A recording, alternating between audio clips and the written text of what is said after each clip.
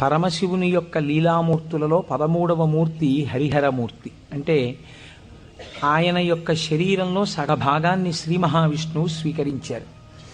అలా పరమశివుణ్ణి ప్రసన్నుణ్ణి చేసుకుని ఆయన శరీరంలో సగభాగాన్ని శ్రీ మహావిష్ణువు స్వీకరించినటువంటి మూర్తిని హరిహరమూర్తి అంటారు.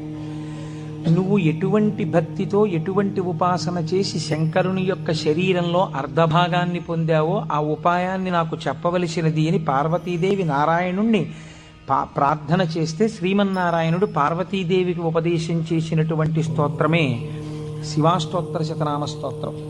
ఈ శివాష్టోత్తర శతనామ స్తోత్రాన్ని ఆధారం చేసుకుని పార్వతీదేవి శంకరుడి యొక్క శరీరంలో అర్ధభాగాన్ని పొందింది. అది 14వ స్వరూపం. దాన్ని అర్ధనారీశ్వర స్వరూపము అని పిలుస్తారు. మనకి కూడా కావలసింది మనుష్య జన్మ యొక్క పరమ ప్రయోజనం భగవంతుడితో ఐక్యమే కనుక శివాష్టోత్తర శతనామ స్తోత్రాన్ని ప్రదోష వేళలో చదవడం మనకి ఇహమునందు సమస్తమైన కోర్కెలని తీరుస్తుంది. పారలౌకిక సుఖమును భగవంతుని యొక్క అనుగ్రహాన్ని మన యందు ప్రసరింపచేస్తుంది. నిన్నటి రోజున శివనామం గురించి మీతో కొంత నేను ప్రస్తావన చేసి ఉన్నాను.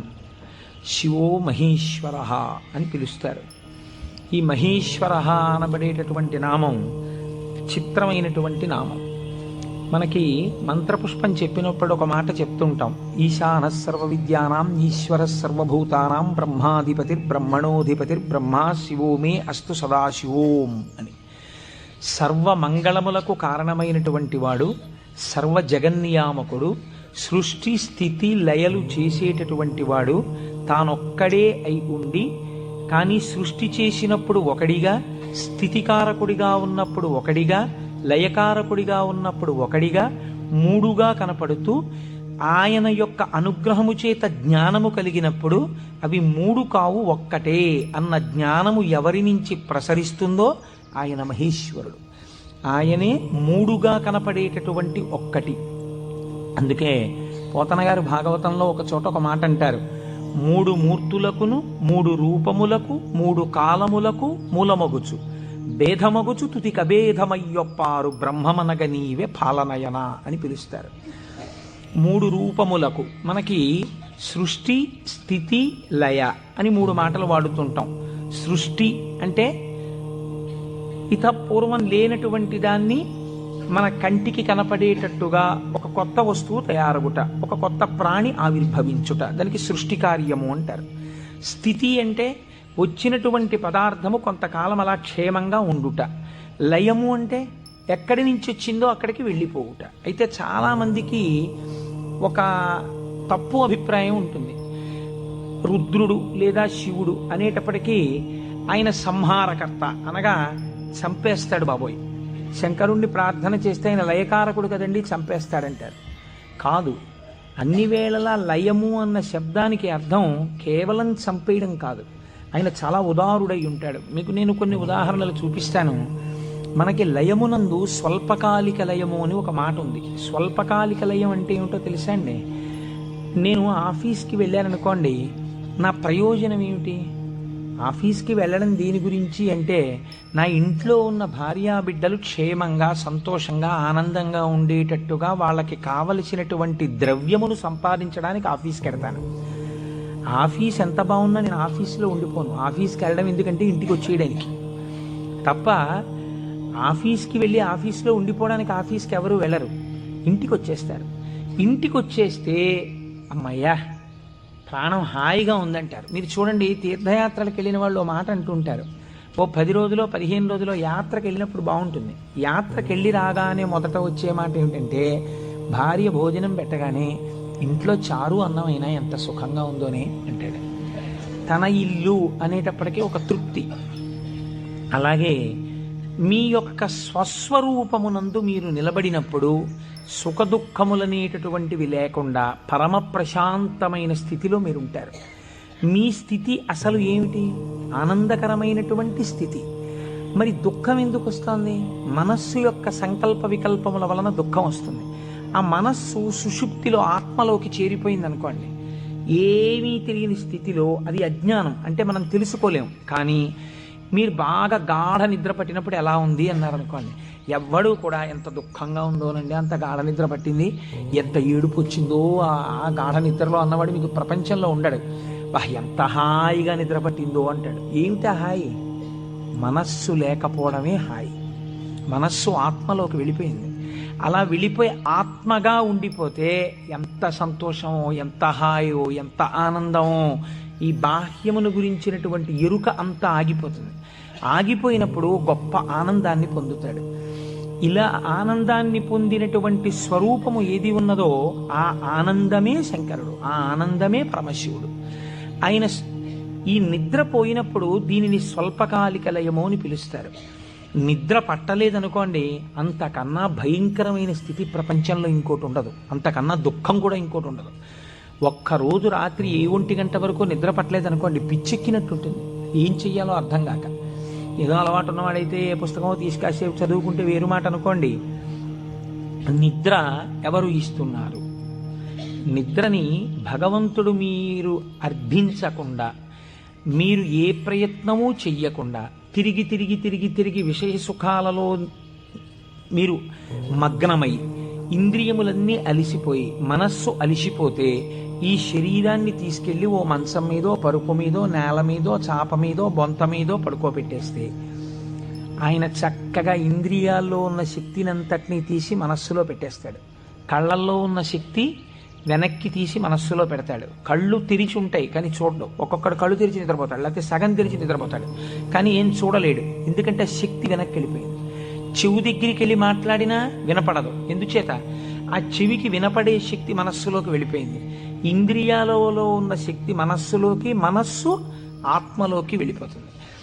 ఈ గాఢమైనటువంటి సుషుప్తి అనబడేటటువంటి నిద్రలో ఈశ్వరుడు మనకు ఒక గొప్ప ప్రయోజనాన్ని చేకూరుస్తాడు. దీన్నే స్వల్పకాలిక లయము అంటారు. మనం ఛార్జింగ్ లైట్ని కరెంటుతో ఛార్జ్ చేసినట్టు ఈ మనస్సు ఇంద్రియముల యొక్క శక్తి తీసుకుని ఆత్మలోకి వెళ్ళి కూర్చుంటుంది. కూర్చున్నప్పుడు ఈ ఆత్మ మళ్ళీ మనస్సుకి ఇంద్రియములకు కావలసినటువంటి బలాన్ని ఇస్తుంది. తెల్లవారి నిద్ర లేవగానే మనస్సు మేల్కొంటుంది. మేల్కొనడం అంటే ఆత్మ నుంచి విడివడుతుంది. అసలు యథార్థమునకు సృష్టి, స్థితి, లయ అన్నవి ఎక్కడ దర్శనం చేయాలో తెలుసా అండి? మీరు ఇక్కడే దర్శనం చేయాలి. అది మహేశ్వర స్వరూప దర్శనం అవుతుంది. మీకు ఎలా దర్శనం చెయ్యాలి? మీకు నిద్ర లేవగానే మొట్టమొదటి ఆలోచన అయితే వచ్చిందో దానికి మీరు సాక్షిగా ఉన్నారనుకోండి. తెలివి రాగానే నాకు మొదట ఏం ఆలోచన వచ్చింది అంటే ఆలోచన మనస్సు యొక్క స్వరూపం. అది ఏం ఆలోచించిందని మీరు ఆలోచనని పసిగట్టి వేరుగా ఉండడం మీరు ఆత్మగా ఉండడం. ఆత్మగా ఉండి మీరు మొదటి ఆలోచనని చూశారనుకోండి, దాని ఆలోచనల్ని చూడడం మీకు అలవాటు అవుతుంది. ఇది సృష్టి, చతుర్ముఖ బ్రహ్మ దర్శనం. కాబట్టి బ్రహ్మగారికి పూజ లేదు. ఎందుకనంటే ఆ సంకల్ప దర్శనము చేత మాత్రమే మీరు బ్రహ్మదర్శనం చేసేస్తారు. సృష్టి ప్రారంభమైంది అంటే మీ మనస్సు బయటికి వచ్చింది. ఇప్పుడు మీకేం కావాలి? స్థితి కావాలి. స్థితి అంటే నిర్వహణ శక్తి కావాలి. కొన్ని సంకల్పములను మనస్సు చేస్తుంది, వీటిని విడగొట్టగలిగిన ప్రజ్ఞ కావాలి. అది వ్యగ్రతతో ఇవాళ ఈ పని చేయి అంటుంది, నేను చేయను. నీకేం, నీ సొమ్మేం పోయింది నువ్వు చెప్తావు, కానీ మూట కట్టుకొని అనుభవించవలసిన వాడిని నేను చేయను అని మనస్సుకు ఎదురు తిరిగి చెప్పి, ఈ మాట చెప్పావు చాలా బాగుంది, ఇది చేస్తాను అని మనసు చెప్పినవి కొన్ని అంగీకరించగలగాలి. ఇలా చెయ్యడానికి మీకు సమర్థత కావాలి. ఇది నిర్వహణ సమర్థత. అడ్మినిస్ట్రేటివ్ ఎబిలిటీస్ అంటారు చూసారా? ఒక కుర్చీలో కూర్చుంటే ఆయన ఆఫీసర్ గారు, ఆ కుర్చీకి ఒక శక్తి ఉంటుంది. ఆ శక్తిని పొంది ఉన్నవాడు స్థితికారకుడు. స్త్రీగా చెప్తే నారాయణి అమ్మవారు, పురుషుడిగా చెప్తే శ్రీ మహావిష్ణువు. ఆయన స్థితికారుడు. కాబట్టి మీరు ప్రాతకాలమునందు తప్పకుండా విష్ణునామం చెప్పాలి. మీరు పూజామందిరంలోకి వెళ్ళి కూర్చోగానే విష్ణునామంతో ప్రార్థన ప్రారంభం కావాలి. అందుకే ఓం కేశవాయ స్వాహ, ఓం నారాయణాయ స్వాహ, ఓం మాధవాయ స్వాహ, గోవింద విష్ణు మధుసూదన త్రివిక్రమ వామన శ్రీధర హృషికేశ పద్మనాభ దామోదర సంకర్షణ అని ఒకవేళ మనకి సరిగ్గా చెప్పడం చేత కాదేమో అని ఋషులు నిర్ణయించేశారు. అసలు పూజ ప్రారంభమే ఆచమనంతో, ఆచమనం విష్ణునామాలతో.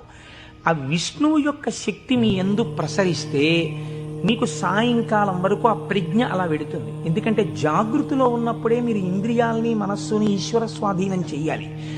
దీనికి కావలసిన ప్రజ్ఞ, మీ ఆలోచనల్ని చక్కదిద్దుకోగలిగిన ప్రజ్ఞ మీ యందు ప్రసరిస్తుంది. కాబట్టి విష్ణు పూజతో రోజు ప్రారంభం కావాలి, విష్ణునామంతో ప్రారంభం కావాలి. తరువాత మీరు అభిషేకం చేసుకోవచ్చు, శివార్చన చేయవచ్చు. నేను అలా చెయ్యవద్దని నేను చెప్పట్లేదు. విష్ణునామంతో ప్రారంభించాలి. మనకి భగవంతుడు ఒక్కడే, కానీ మనకి ప్రయోజనం చేకూర్చడానికి అన్ని రూపాల్ని పొందాడు. రాత్రి నిద్రపోయే ముందు శాస్త్రం అంది 11 మార్లు. ఇంకా నువ్వు నామం చెప్పేసిన తర్వాత ఇక మాట్లాడకూడదు. 11 మాటలు శివ శివ శివ శివ శివ శివ శివ అని 11 మాటలు అనుకుని విశ్రాంతి స్థానమునకు శరీరమును చేర్చేయాలి. ఇక పడుకున్న తర్వాత ఇక మాట్లాడడం. ఇప్పుడు ఈ శివానుగ్రహం స్వల్పకాలిక లయం. సృష్టిని దర్శనం చేశాడు, స్థితికారకుణ్ణి ప్రార్థన చేశాడు. ఈ రోజు చేసినటువంటి పనులన్నీ మంచి పనులైతే నిద్రలో నీకు సాత్వికమైనటువంటి ఆలోచనలు వస్తాయి. సాత్వికమైన ఆలోచనలతో, చిత్తశాంతితో, భయానకమైన కలలు రాకుండా హాయిగా నిద్రపుచ్చగలిగినటువంటి స్వరూపము స్వల్పకాలిక లయమైనటువంటి పరమశివ స్వరూపము. శివనామం చెప్పి నిద్రపోతే నిద్రా సమాధి స్థితి, అది సమాధి స్థితి అవుతుంది. మళ్ళీ లేచాడు, మళ్ళీ సృష్టికర్త దర్శనం చేస్తాడు. తొలితలంపు ఏది వస్తోందో దాన్ని మీరు ఈశ్వరుడి వైపుకి తిప్పడం అలవాటు చేయాలి మనస్సుకి ప్రయత్నపూర్వకంగా. ఫస్ట్ డిక్టం లోపల నుంచి ఏం రావాలో తెలుసా అండి, అది మీరు అలవాటు చేయాలి. అప్పుడు మీరు ఒక రోజుని, కాలమునందు ఒక రోజు అనబడేటటువంటి విభాగమును మహేశ్వరుడిగా మారుస్తున్నారు మీరు. ఇది మహేశ్వరార్చనము. ఒక రోజు మహేశ్వరుడైంది, మీరు ఆ మహేశ్వరార్చన చేత మీరు మహేశ్వరుడైనారు. ఎలా అంటే మొట్టమొదటి ఆలోచన బయటికి వస్తూనే మనస్సుకి ఒకటి అలవాటు ఉండాలి. ఏమిటో తెలుసా అండి అలవాటు? ఇది చిత్రంగా ఉంటుంది. చిలకకి సహజ స్వభావం ఏమిటి? మీరు ఒక పంజరంలోంచి బయటికి తీస్తే ఎగిరిపోవడం. కానీ కొంతమంది చిలక ప్రశ్న అని జ్యోతిష్యం చెప్పేవాళ్ళు ఉంటారు. వాళ్ళు పంజరంలోంచి తలుపు పైకెత్తి చిలకని బయటికి పిలుస్తారు. చిలక బయటికి వచ్చి ఎగిరిపోదు. ఎగిరిపోకుండా వచ్చి అక్కడ పెట్టిన పుస్తకాల్ని ముక్కు పెట్టి లాగి ఒక పుస్తకాన్ని నుంచి లోపలికి వెళ్ళిపోయి కూర్చుంటుంది. ఆయన తలుపు వేయలేదనుకోండి, అది ఎగరదు, అందులోనే కూర్చుంటుంది. అదేంటి స్వేచ్ఛగా ఎగిరే చిలక ఎగరకుండా ఇలాంటి పనులు చేయడం ఏంటి అంటే ఆయన అలా తర్ఫీదు ఇచ్చాడు దానికి, అందుకని అది అలా ప్రవర్తిస్తుంది. మీరు కూడా మీ మనస్సుకి తర్ఫీదు ఇవ్వడం మీకు రావాలి. నిద్ర లేవగానే అది మొదటి సంకల్పం ఏం చెప్పాలో తెలుసా అండి? ఇప్పుడు నీ ఇంట నీ ఆరాధ్య దైవము, నీ కులదైవం ఎవరున్నారో వారు నువ్వు పడుకున్న వైపు నీ తల ఇటువైపు ఉన్నది. సాధారణంగా నిద్రపోయేటప్పుడు ఎడమ వైపుకి నిద్రపోమ్మని శాస్త్రం.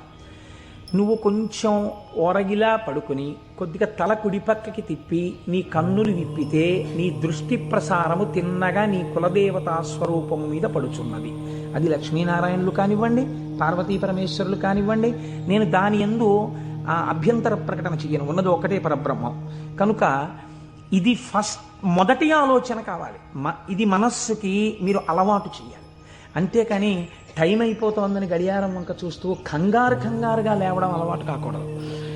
మీ తల ఇలా తిప్పి మీ కళ్ళు విప్పితే మీ మొట్టమొదటి దృష్టి ఇలా చెదురుతూ బాగా నిద్రపోయినటువంటి కనులలోంచి జరిగిన మొదటి కిరణ ప్రసారము పరమేశ్వర మూర్తి మీద పడడము చేత పరావర్తనము చెంది ఆ పార్వతీ పరమేశ్వర లేక లక్ష్మీనారాయణ దర్శనము ఇక్కడ జరిగి ఈ కంటితో చూసి లేచిన తర్వాత కాలు పెట్టే ముందు మనస్సు మళ్ళీ సముద్రవసనే దేవి పర్వత స్తనమండలే అని ఒక శ్లోకం చెప్పి కిందకి దిగగానే, గురువుగారు మీరు నాకు ఉపదేశం చేశారు, మీరు చెప్పిన బుద్ధితో ఈనాటి నా రోజు గడుచుగాక అని నేల మీద పడి గురువుగారి పాదాల్ని ఒక్కసారి మనస్సులో ధ్యానం చేసి వారి పాదాలకి శిరస్సు తాటించి పైకి లేవడం. ఇది మీకు అలవాటైందనుకోండి, మీకు తెలియకుండా మీరు మొదటి ఆలోచన రావడానికి సాక్షి. ఇప్పుడు ఈ ఆలోచనని మీరు ఒక దిశానిర్దేశం చేస్తున్నారు. ఇది స్థితికారకత్వం. అసలు నిజంగా ఒడిసి పట్టడం, ఇలా తిప్పడాన్ని యథార్థమునకు ఒక రోజును మహేశ్వరుడిగా మార్చుట కాకుండా ఎక్కడో మహేశ్వరుడు ఉన్నాడు, ఆయన సృష్టికర్త స్థితికర్త ప్రళయకర్త. మీరెప్పటికీ సృష్టికర్త స్థితికర్త ప్రళయకర్త దర్శనం చేస్తారు? లలితా సహస్రనామంలో, లలితా అష్టోత్తరంలో అమ్మవారికి ఒక నామం ఉంది, భావనామాత్ర సంతుష్టాయై నమః. మీ భావన ఎలా ఉందో దాని చేత ఆవిడ సంతుష్టురాలవుతుంది, ఆవిడ ఆనందిస్తుంది. ఇక్కడ మీరు భావన చేస్తుంటే ఈ శక్తి అంతా ఆవిడే, ఇక్కడ ఉన్న శక్తి, ఇక్కడ ఉన్నటువంటి ప్రకృతి వికారమైన శరీరం ఆవిడే. ఇది ఆయన్ని కోరుతోంది. దీన్ని దానితో కలపాలని ఆవిడ తెర పైకెత్తుతుంది. ఇది మాయా అన్న అవనిక ఒక రోజున పైకెత్తేస్తుంది ఆవిడ. అప్పుడు మీరు దాంతో కలుస్తారు. ఇది జీవితంలో అనుసంధాన ప్రక్రియగా వెళ్ళవలసినటువంటి మహేశ్వర స్వరూపం. అంతేకాని మహేశ్వర స్వరూపం అనగా ఏదో దేవతలందరి చేత పూజింపబడువాడు, నేను దాన్ని దోషం అంటలేదు, నేను తప్పంటలేదు. కానీ మీరు అలా అనుసంధానం చేసుకుంటే అది భక్తికి బాగా పనికొస్తుంది. అందులో నేను ఎంత మాత్రము దోషమెంచను. కానీ మీకు ఇది నిత్య జీవితమునందు అలవాటులోకి తెచ్చుకోవలసినటువంటి ప్రక్రియ. మీరు ఇలా దర్శనం చేస్తూ వెళుతున్నారనుకోండి, మీ లయ పరమశివుడు. మీరు ఇప్పటిదాకా ఎవరితో కలిసి ఉన్నారు అని అడిగారనుకోండి, నిద్ర లేవగానే మీరు ధైర్యంగా చెప్పగలగాలి, నేను ఇప్పటి వరకు కైలాసమునందు పార్వతీ పరమేశ్వరులతో కలిసి ఉన్నాను. అది నా నిద్ర. ఎందుచేత? నా నిద్రని నేను అలా స్వీకరించాను పడుకోబోయే ముందు. నేను లేచినప్పుడు నేను చతుర్ముఖ బ్రహ్మ దర్శనము చేత సృష్టికర్త దర్శనమే నా యొక్క మేల్కొనుట. నా పూజామందిర ప్రవేశము స్థితికర్త యొక్క ప్రార్థన. నా నిన్నటి రోజు సృష్టికర్త, స్థితికర్త, ప్రళయకర్తల యొక్క సమాహారము, మహేశ్వర స్వరూపముగా నా చేత ఉపాసన చేయబడిన కాలము. కనుక నేనెవరినయ్యాను? మహేశ్వరోపాసన చేత నేను ఒక మహేశ్వరుడనైనాను. ఇది మీ జీవితమునందు రావలసిన ప్రక్రియ. ఇలా చెయ్యగా చెయ్యగా చెయ్యగా చెయ్యగా భ్రమరకీటక న్యాయంలో ఒకనాడు మీరు ఆ స్వరూపాన్ని పొందుతారు. ఇలా కాకుండా వేరొక రకమైనటువంటి ఆలోచనతో జీవితం వెళ్ళిందనుకోండి, వ్యగ్రతతో, అసలు మీరు ఆత్మలోంచి విడిపడడంలో మీకు కృతజ్ఞతాభావం లేదు. ఆ నిద్ర పట్టింది, లేవడం దేనికోసం? న్యూస్ పేపర్ కోసం. న్యూస్ పేపర్ తీస్తే ఏముంటుంది? న్యూస్ పేపర్కి ఎప్పుడు ఏం కావాలంటే మళ్ళీ రేపు కూడా మీరు 3 రూపాయలు ఇచ్చి కొనుక్కోవడానికి తగినటువంటి ఉద్వేగమును మీ యందు కల్పింపగలిగినటువంటి ప్రధానమైన వార్తని హెడ్లైన్స్గా వెయ్యాలి. అది పేపర్ టెక్నిక్. అంతేగాని మీ మనస్సుకి ఉల్లాసమును కల్పించేటటువంటి ఒక సాత్వికమైన విషయాన్ని తీసుకొచ్చి హెడ్లైన్స్గా వాళ్ళు ఎందుకు వేస్తారు?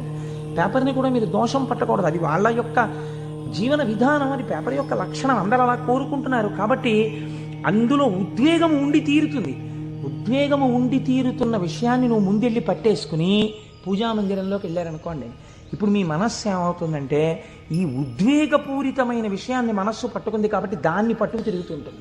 ఇక్కడ ఓం కేశవాయ స్వాహ, ఓం నారాయణాయ స్వాహ, ఓం మాధవాయ స్వాహ అంటుంటాడు. కానీ చూసా అక్కడ ఎలా అయిందో, ఎలా దెబ్బలాడుతున్నారు, ఏంటో ఈ లోకం. ఇంకెందుకు పూజ అంటే పట్టుకోకూడని వస్తువును ముందు పట్టుకుని నువ్వు ప్రారంభం చేశావు. మనస్సు చించలమైంది.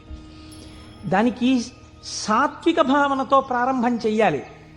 పరమ సత్వగుణ ప్రధానుడై, స్థితికారకుడై మీ మనస్సుని ఆహ్లాదపూరితముగా ఉంచి ఈశ్వరాభిముఖం చేయగలిగిన శక్తి విష్ణు శక్తి. అందుకని విష్ణునామంతో రోజు ప్రారంభం కావాలి. కనుక ఇది మీరు నిత్య జీవితంలోకి మహేశ్వర స్వరూపాన్ని తెచ్చుకోవలసినటువంటి విధానం. ఇప్పుడు ఈ మహేశ్వరుడు మీరు మామూలుగా వాంగ్మయ రీత్యా చూసినప్పుడు ఈయన నియంత. నియంత అన్న మాట నేను తేలికగా ఎందుకు వాడేశానో తెలుసా అండి? అది పౌరాణికమైన భాషలో వాడబడిన మాట కాదు. నువ్విలా ఎందుకు చేశావు అని వేరొకరు అడగలేనివాడు. ఈ ఈశ్వరుడు యొక్క స్థితి ఎలా ఉంటుందంటే, అసలు మీరు అలా అడగడానికి వస్తువును ఆయన మీకు దూరం చెయ్యాలి, మీ చేత ఏడిపించాలి. అది ఆయన తప్ప ఒప్ప? మీరు చేసిన పాపపుణ్యాలను ఆయన లెక్క రాసుకున్నాడు. నాకు వద్దు అంటే, నాకు దుఃఖం వద్దంటే చెయ్యకు పాపం. దుఃఖం వద్దనుకుంటే పాపం చెయ్యకు. ఈశ్వరుడు నీకు పుణ్యమే చేస్తే నీకు సుఖమే ఇవ్వడానికి ఆయన సిద్ధంగా ఉన్నాడు. నువ్వు బురదగుంటలో పడుకుని నాకు పన్నీటి వాసనలు కొట్టాలి నా శరీరం అంటే ఎందుకు కొడుతుంది? ఎలా కొడుతుంది? నువ్వు ఏం చేశావో దాని ఫలితాన్ని నువ్వు పొందుతుంటావు. కాబట్టి ఈశ్వరుడు నీ కంటికి కనపడి ఫలితాన్ని ఇవ్వడు, వెనక నుండి ఫలితాన్ని ఇస్తాడు. ఇదే పోతన గారు అంటారు, స్త్రీ పురుష నపుంసకమూర్తియును కాక తిర్యక అమర నరాది మూర్తియును కాక కర్మ గుణ భేద సరసత్ప్రకాశి కాక వెనుకనన్నియుతానగు విభుతలంతు. ఆ వెనకనున్న పరమాత్మ ఉన్నాడే, నేను ఆయనకి నమస్కరిస్తున్నాను అన్నారు. ఇప్పుడు చూడండి, ఆ మహేశ్వర శబ్దం గురించి అన్నారు. త్వం ఈశ్వరాణం పరమం మహేశ్వరం తం దేవతానాం పరమంచ దైవతం. దేవతలందరూ కూడా ఎవరిని ప్రార్థన చేసి నమస్కరిస్తారో, సర్వ జగత్తుని ఎవడు నియమించి పోషించి రక్షించుతున్నాడో, ఎవడు దీనిని నిలబెడుతున్నాడో, ఎవడు తనలోకి తీసేసుకుంటున్నాడో వాడే మహేశ్వరుడు. వాడు సర్వజగన్నియామకుడు, వాడు పరబ్రహ్మమై ఉన్నాడు. ఇటువంటి పరబ్రహ్మము నీకెక్కడ దర్శనమవుతుంది అని అడిగారు.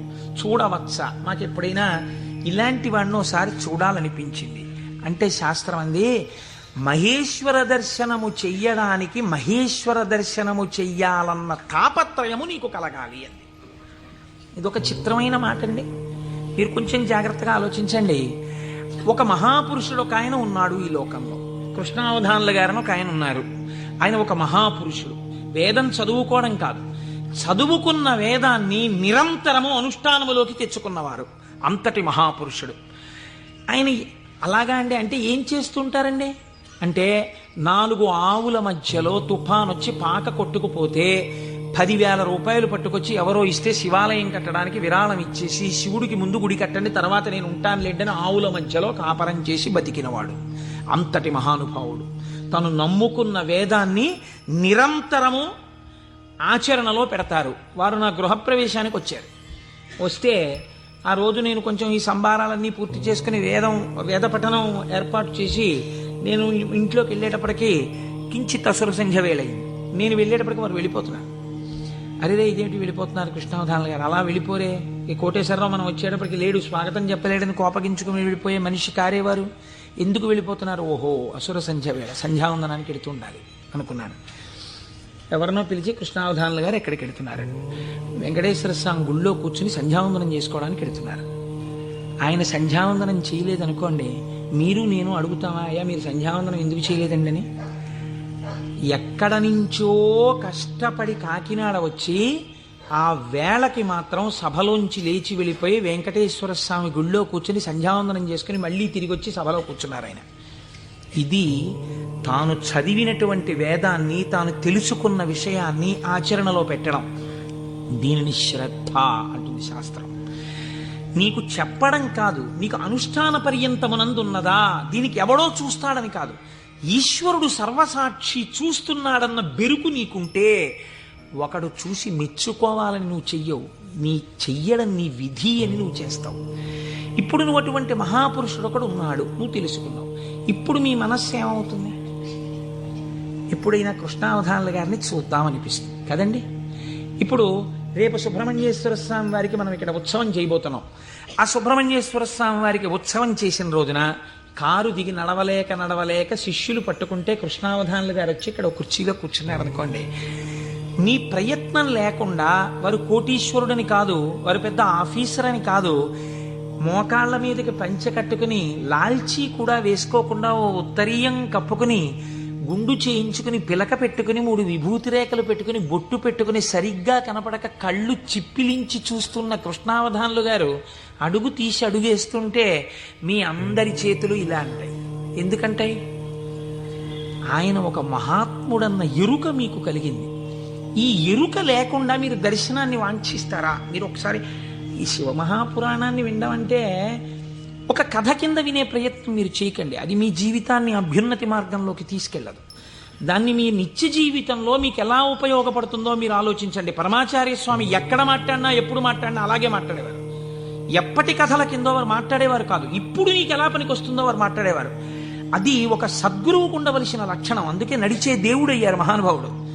కాబట్టి చూడండి, ఇప్పుడు మీకు కృష్ణావధానులు గారు అంటే తెలిసింది, వారిని చూడాలి అనిపిస్తుంది. ఉదాహరణకి వారు రాలేదనుకోండి సుబ్రహ్మణ్యోత్సవానికి, ఎందుచేతంటే వారి శరీరం చాలా డస్సిపోయింది, పెద్దవారు అయిపోయారు. కానీ మీరేమంటారు?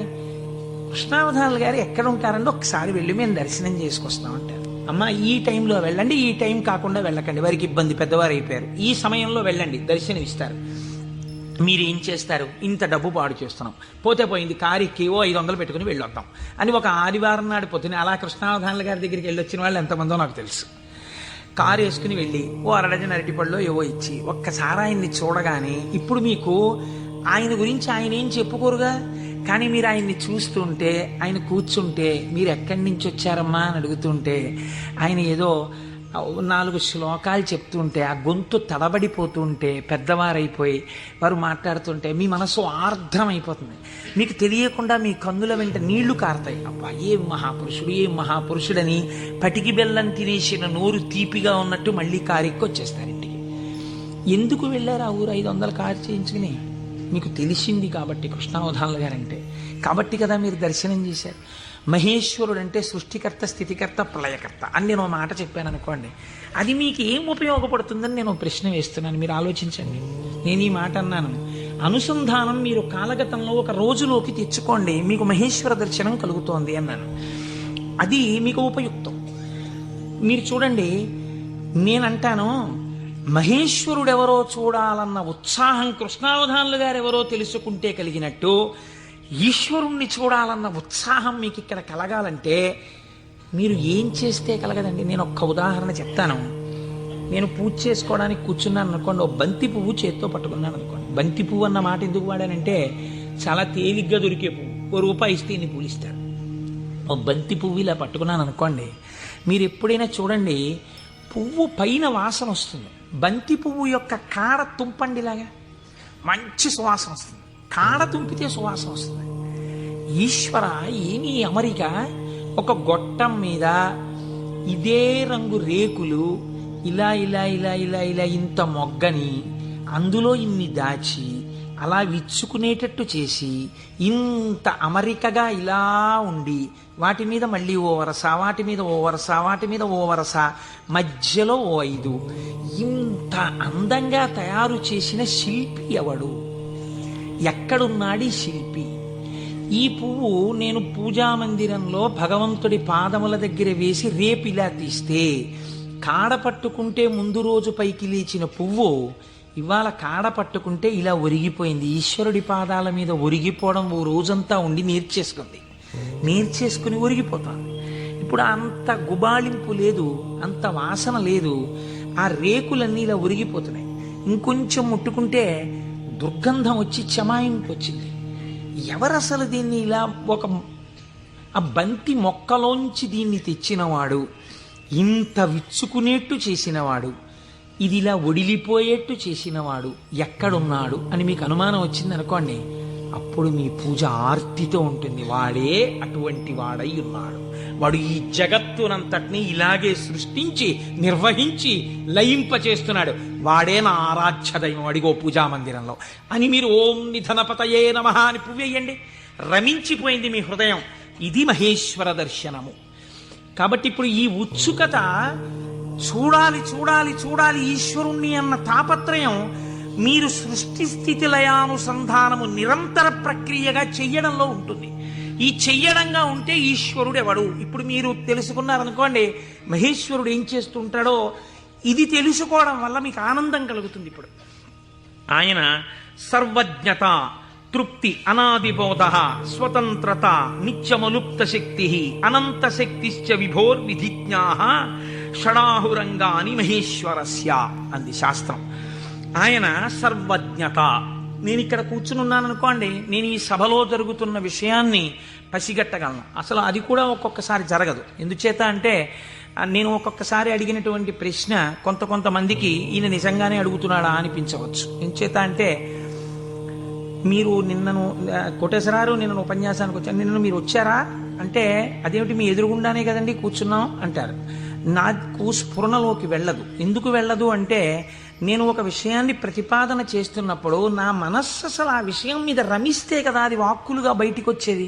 నా మనసే రమించలేదనుకోండి, నా మనస్సు లోపల దర్శనం చేయట్లేదనుకోండి, మీకు వాక్కులుగా ఎలా వస్తుంది నా నోటి నుంచి?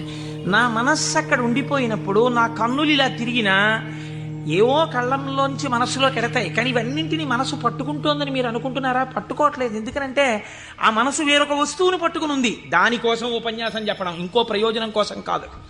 ఇలా కూర్చుంటే కాసేపు పట్టుకుంటుంది ఆ వస్తువునని. కాబట్టి ఇప్పుడు అది పట్టుకుని ఉంది, కాబట్టి ఇది పట్టుకోదు, ఇది వదిలిపెట్టేసింది. కాబట్టి కన్ను చూసినా మనస్సు పట్టుకోకుండా వదిలిపెడుతోంది. అలా మీకు నా యొక్క సర్వజ్ఞత యందు ఒక పరిధి ఉంది. నేను ఇక్కడే ఉన్నా నాకు కొన్ని తెలియవు. ఈశ్వరుడు అలా కాదు. మహేశ్వరుడంటే సమస్త ప్రాణుల యొక్క హృదయగతమైన అభిప్రాయములను కూడా తెలుసుకోగలడు. మీరు బాగా గుర్తుపెట్టుకోండి. మీరు చేస్తున్న పూజని చూసి నేను పూజ చేసుకుంటున్నాను అనుకోండి, ఉదాహరణ, వేరొకరి మీద ఎందుకు పెట్టాలి? నేను పరమ డాంబికంగా ఇన్ని పువ్వులు పెట్టుకుని ఓం నిధనపతయే నమః, ఓం నిధనపతాంతికాయ నమః, ఓం ఊర్ధ్వాయ నమః, ఓం ఊర్ధ్వలింగాయ నమః అన్న పూజామందిరంలో కూర్చుని పుష్పార్చన చేస్తున్నాను అనుకోండి. మీరు కోటేశ్వరరావు గారు ఉన్నారా అండి అని హాల్లోకి వచ్చి కూర్చున్నారనుకోండి. ఆహాహా, ఏం పూజ చేస్తున్నాడండి కోటేశ్వరరావు, నిజంగా ఏమి ఉచ్చారణ, ఏమి నామాలు చెప్తున్నాడు అని మీరు ఇక్కడ గబగబా సోఫాలో కూర్చున్న వారి కింద కూర్చుని కళ్ళు మూసేసుకుని, ఇప్పుడు ఆయన ఇలా పువ్వులు వేస్తుంటారు, ఇలా నామం చెప్తుంటారని మీకు ఆ నామాలు రాకపోయినా మనస్సులో ఇలా ఇలా మీ చెయ్యి అంటూ మీరు పువ్వులు వేసేస్తూ మీరు కూర్చున్నారు. అక్కడ పూజ చేస్తున్న నేను నామాలు నోటితో చెప్తున్నాను, కానీ నా మనస్సు రేపు ఉదయం నేను పెళ్లికి వెళ్ళాలి, ఈ పెళ్లికి వెళ్ళినప్పుడు మనం 10ంటికి ఆఫీస్కి వెళ్ళిపోగలమా, లేకపోతే 1 గంట పర్మిషన్ పెట్టి 11 గంటలకు వెళ్ళిపోగలమా, ఒకవేళ వాళ్ళు భోజనానికి ఉండిపోమ్మంటే దీన్ని వంట చేయమని చెప్పడమా, అక్కర్లేదులే భోజనానికి ఎడదామందామా, భోజనానికి ఎడదామంటే ఇది మీరు వచ్చి నన్ను తీసుకెడతారా ఆఫీస్కి అయితే అంటుందేమో.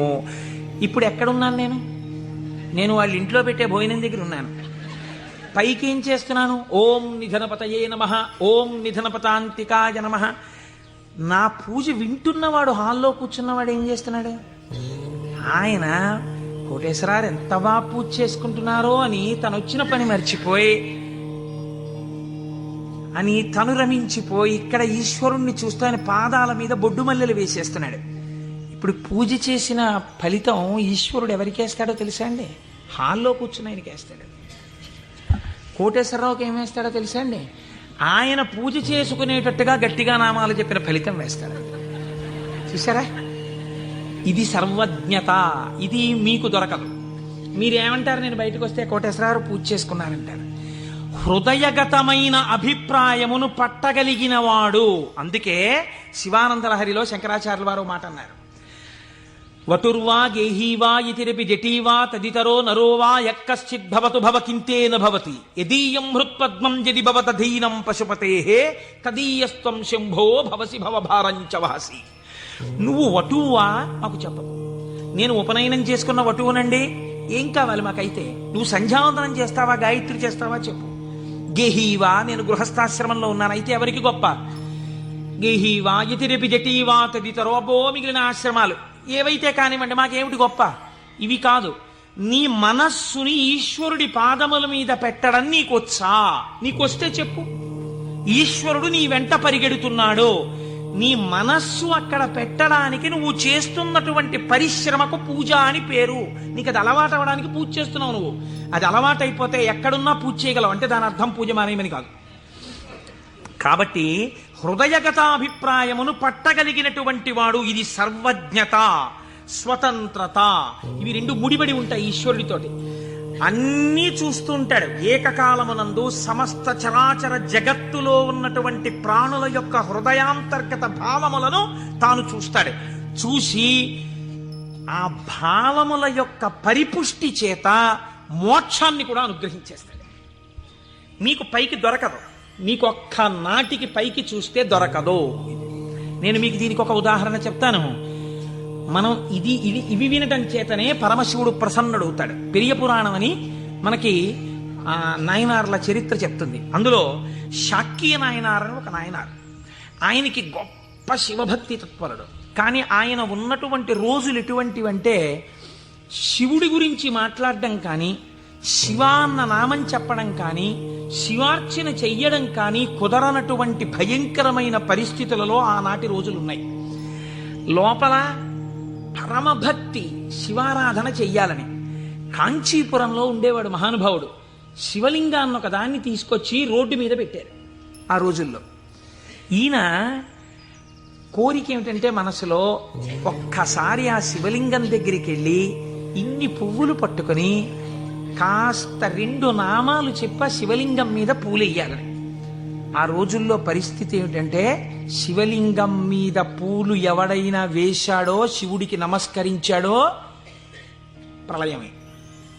కాబట్టి ఇప్పుడు ఎలా శివ పూజ చేయడం? ఆయన ఏమించుకున్నాడంటే మార్గం, శివార్చన చేయని వాడిలా పైకి కనపడాలి, లోపల శివార్చన చేస్తున్న కోరికకి తీరాలి. అందుకని ఆయన అటుగా వెడుతూ రోజు అన్నం తినే ముందు కళ్ళంబట నీళ్లు పెట్టుకుని, శివ నీ పూజ చెయ్యకుండా ఎలా తిననయ్యా అన్నమని ఆ రోడ్డు మీద ఉన్న శివలింగం దగ్గరికి వెళ్ళి, శివుడివా నువ్వు శివుడివా అనో రాయి తీయడం. ఇంత పెద్ద చామంతి పువ్వు నా చేత్తో పట్టుకున్నాను అనుకుని శివట నిలబడే శివుడు.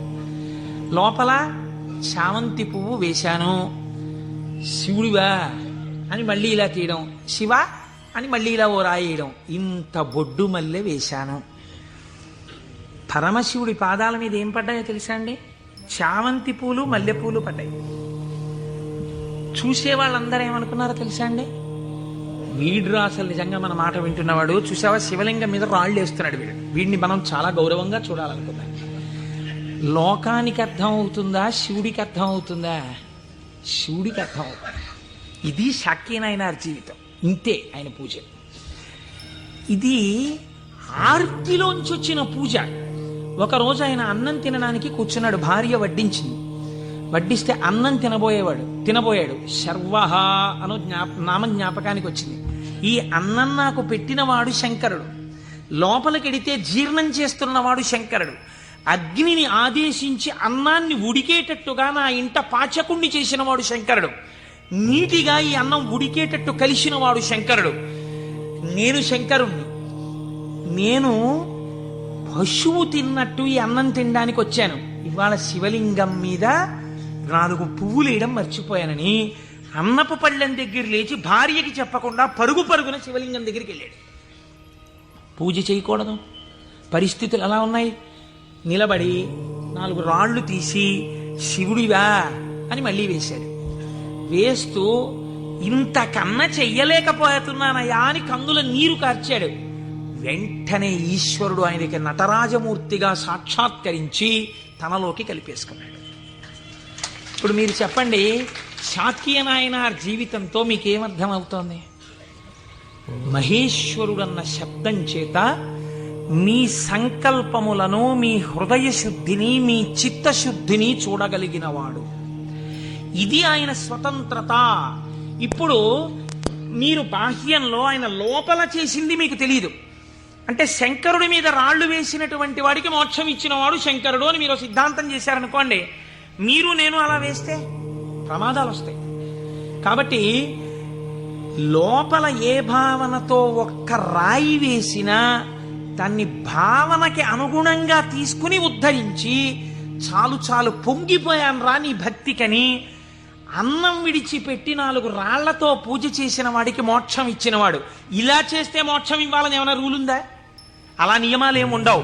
ఈశ్వరుడి స్వతంత్రత, ఆయన ఇయ్యగలడు. ఇది మహేశ్వర శబ్దము చేత ప్రతిపాదింపబడుతుంది. ఇది ఆయన శక్తికి లోపం ఉండదు. ఆయన ఇది చేశాడు కాబట్టి ఇంక ఇది చెయ్యలేడని మీరు చెప్పలేరు. ఆయన శక్తి క్షీణించిపోయిందండి, ఆయన అలిసిపోయాడండి, అలా ఏం ఉండదు. నిరంతర ఉత్సాహముతో ఉంటాడు. ఎప్పుడూ ఆయన శక్తి క్షీణించడం అన్నది ఉండదు. అటువంటి వాడెవడో సర్వజ్ఞత, తృప్తి అన్న మాట ఎప్పుడు వస్తుందండి? మీరు చూడండి, ఒక ఆయనకి పెద్ద బంగళా ఉంది, కానీ ఆయన ఎప్పుడు ఎక్కడ కూర్చుని ఉంటారంటే ఆ ఇంటి పెరట్లో ఓ చక్కటి పూలతోట ఉంది, అందులో ఆయన ఒక ఈజీ చైర్ వేసుకుని అందులో కూర్చుని ఉంటారు. ఎక్కువ మా దొరగారు ఎక్కువగా వేప చెట్టు కింద కూర్చుని ఉండేవారు. వేప చెట్టు కింద కూర్చుని దొరగారు ఉన్నారు కాబట్టి దొరగారు ఇంట్లో ఉండడానికి అవకాశం. ఐశ్వర్యవంతులు శిష్యులున్నారు. ఏమిటి ప్రారంధం? ఇన్ని కన్నాలతో ఉన్నటువంటి తువ్వాలతో ఎలా తుడుచుకుంటున్నారు? మీకు ఒక మంచి తువ్వాలే కొనివ్వలేమా అన్నారంటే ఆయన అన్నారు, ఎవరు చెప్పారు మీకు నా తువ్వాలు కన్నాలతో ఉందని? సహస్రాక్షుడే నా తువ్వాలు, ఇంద్రుణ్ణి తువ్వాలుగా తుడుచుకుంటున్నాను, అందుకే చూడండి దానికి 1000 కళ్ళుంటాయి అన్నారు. ఇది తృప్తి. తనకిది లేదన్న భావన ఉండదు. అంతా నాది కాందేమిటన్న భావనతో బతుకుతారు పెద్దలు. కాబట్టి అటువంటి తృప్తి మహేశ్వరుడి సొత్తు. కాబట్టి ఇటువంటి స్వతంత్రత, ఇటువంటి శక్తి కలిగిన వాడు ఏదైనా చేయగలడు. ఇక్కడ మనకి ఒక అనుమానం వస్తుంది, ఏమన్నా అంతా బాగుంది కానీ మనందరికీ ఎందుకండి అలా కనపడదు మరి? మనందరికీ కూడా అలా తెలిసిపోయి హాయిగా భావన లోపల నాటుకుపోయింది అనుకోండి, ఇంకా మనందరం మీరు చెప్పేది ఏముంది, రేపు పొద్దున్న నుంచి మీరు కింద కూర్చోండి మేము అందరం చెప్తాం ఆ పతంజలి చెప్పినట్టు 1000 నాలుకలతోటి. అంటే మరి ఎందుకు నిలబడదు? ఇది మీరు చాలా జాగ్రత్తగా కనిపెట్టవలసినటువంటి రహస్యం శాస్త్రంలో. మాయినంతు మహేశ్వరం, ఆయన మాయ ఆయనని చూడకుండా మిమ్మల్ని అడ్డగిస్తుంది. ఆ మాయ ఆయన అనుగ్రహం చేతనే తొలగుతుంది. మాయ అంటే ఉన్నదా లేనిదా? ఉన్నట్టు కనబడి లేనిది. అది చిత్రం. అది ఎవరిది? ఈశ్వరుడిదే. ఈశ్వరుడిదే అయిన మాయ ఈశ్వరుణ్ణి కనబడకుండా చేస్తుంది. ఏమిటండి మీ మాటలు అయోమయంగా ఉన్నాయి? నేను మీకు ఉదాహరణ చెప్తాను. మేఘం ఎవరి వలన వచ్చింది? సూర్యుడి వలనే వచ్చింది. సూర్యుడు సముద్రములో ఉన్నటువంటి నీటిని లాగాడు. నీటిని లాగితే నీటి ఆవిరిగా వచ్చి మేఘం ఏర్పడింది. ఈ మేఘం సూర్యుడికి అడ్డొచ్చింది. ఇప్పుడు సూర్యుడు కనపడ్డా? కనపడ్డ మేఘం అడ్డొచ్చేసింది. సూర్యుడి చేత తపింపబడిన సముద్ర జలములు ఆవిరిగా పీల్చబడితే మేఘమై సూర్యుడినే అడ్డినట్టు ఈశ్వరుడు యొక్క శక్తియే మాయగా పరిణమించి ఈశ్వరుడు కనబడకుండా చేస్తుంది. ఈ మాయ తొలగడం ఎవరి వల్ల తొలగుతుందో తెలుసా అండి? ఈశ్వర వాక్కు వలన, ఈశ్వర స్వరూపులైన గురువాక్యముల వలన. నిరంతర గురువాక్య శ్రవణమే మాయ తొలగుటకు సాధనము. అందుకే గురువు లేని విద్య గుడ్డి విద్య. ఆ గురువు అనుగ్రహం ఉంటే తప్ప మాయ తొలగదు. ఈ మాయ చిత్రంగా ఉంటుంది. ఎంత చిత్రంగా! మాయ యొక్క స్వభావమేమి మీకు తేలిక మాటల్లో చెప్పాలంటే, ఇప్పుడు నేను దాని గురించి పెద్ద చర్చ చెయ్యకుండా చెప్పాలి అంటే, మాయ వలన వచ్చేటటువంటి ఉత్తర లక్షణము కామక్రోధములు. ఎందుచేత? వెంటనే ఈశ్వరుడితో ఉన్నటువంటి పట్టు విడిచిపెట్టేసుకుని తన యందు పెట్టేసుకుని ఈశ్వర దర్శనమాగి ఇదంతా నా ప్రజ్ఞ అంటాడు. అనగానే మాయ ఏర్పడిపోయిందనమాట. అంతే. ఏర్పడి కామక్రోధములతో కొట్టుమిట్టాడుతుంటాడు. మీరు ఒక్క విషయం, నేను ఇప్పుడు ఒక విషయాన్ని చెప్పబోయే ముందు నేను ఇప్పుడు శివమహాపురాణంలోంచి ఒక ఆఖ్యానాన్ని అనుసంధానం చేయబోతున్నాను. ఇది చెప్పబోయే ముందు నేను ఒక విషయం చెప్పకుండా మొదలు పెడితే ఒక ప్రమాదం ఏర్పడేటటువంటి అవకాశం ఉంది. ఒక 95 సంవత్సరాల వృద్ధుడు అలా వెళ్ళిపోతూ ఉపన్యాసం అయిపోయిన తర్వాత ఒక ఆటో కింద పడబోయారనుకోండి. చూసిన వాళ్ళు, అయ్యయ్యో తాతగారు అదేంటండి అలా ఆటో కనపడలేదా మీకు అంత లైట్ వేస్తే? అంటే బాబు కళ్ళు డాజిల్ అయిపోయాయా, కనపడలేదు, పడిపోయాను అన్నారు అనుకోండి. మీరు ఏంటంటారు? గబగబా ఎత్తి తీసుకొచ్చి పక్కన కూర్చోబెట్టి, తాతగారు ఏమైనా దెబ్బలు తగిలాయా అండి అని ఆటో పిలిచి మాట్లాడి వారిని వారి ఇంటికి పంపిస్తారు. నాలాంటి ఒక దుఃఖపోతూ ఇలా అడ్డు పెట్టి ఆటో కింద పడ్డాడు అనుకోండి, మీరేమంటారు? ఏమయ్యా ఆ మాత్రం చూసుకోలేవా ఏంటి, అలా వెళ్ళిపోయి పడిపోయేంటి అంటారు కదా. ఒక అజ్ఞాని పడిపోయాడు అనుకోండి, అది పెద్ద విశేషంగా మీరు చెప్పక్కర్లా. ఎంతటి మహాత్ములు కూడా మాయకి ఎలా పడిపోతూ ఉంటారో మీరు తెలుసుకున్నారనుకోండి, దానికి ఎంత శ్రద్ధ అవసరమో మీకు అర్థమవుతుంది. కాబట్టి అలాంటివి చెప్పేటప్పుడు ఏ కోటేశ్వరరావు లాంటి వాడో కామమునకు వశుడైనాడు, క్రోధమునకు వశుడైనాడు అని చెప్తే అది పెద్ద విశేషం ఏంటంటే వాడు అలాంటి వాడే అంటారు. కాదు, ఒక మహాపురుషుడు అలా వశుడైనాడు అనుకోండి. అందుకే వాళ్ళు మహాత్ములు ఎవరు తమ జీవితంలో సంఘటనలు దాచరు, రాసేస్తారు. మహాత్మా గాంధీ గారు జీవితంలో ఆటోబయోగ్రఫీ రాసుకున్నప్పుడు చెప్పుకున్నారు, చంద్రశేఖర పరమాచార్య స్వామి 73వ ఏట ఇప్పటికీ నన్ను ఆశ అప్పుడప్పుడు పట్టుకునే ప్రయత్నం చేస్తూ ఉంటుందని చెప్పుకున్నారు. మహాత్ములు దాచరు. కనుక చూడండి, శివమహాపురాణం మీకు ఈ జ్ఞానాన్ని ఉపదేశించడానికి ఒక అద్భుతమైన ఘట్టాన్ని తీసుకొచ్చి బోధ చేసేటటువంటి ప్రయత్నాన్ని ప్రారంభం చేస్తోంది. ఒకానొక సమయంలో నారద మహర్షి హిమవత్ పర్వతము యొక్క క్రింది భాగమునందు గంగానది ప్రవహించేటటువంటి ప్రాంతంలో పరమశివుడు ఎక్కడ కూర్చుని తపస్సు చేశాడో అటువంటి గుహలో కూర్చుని పరబ్రహ్మమును గూర్చి తపస్సు చేశాడు. తపస్సు చేస్తున్నప్పుడు ఇంద్రుడు మన్మధుణ్ణి పిలిచి ఒక మాట చెప్పాడు. తపస్సు చేస్తున్నాడా? తపస్సు అంటే భగవంతుని యందు మనస్సు లగ్నమై ఉండాలి. అది చంచలమవుతుందా లేదా పరీక్ష చేస్తుంటారు. కనుక నువ్వు వెళ్ళి వికారములను ఇంద్రియములకు చూపించి వశుడవుతాడేమో చూడమన్నారు.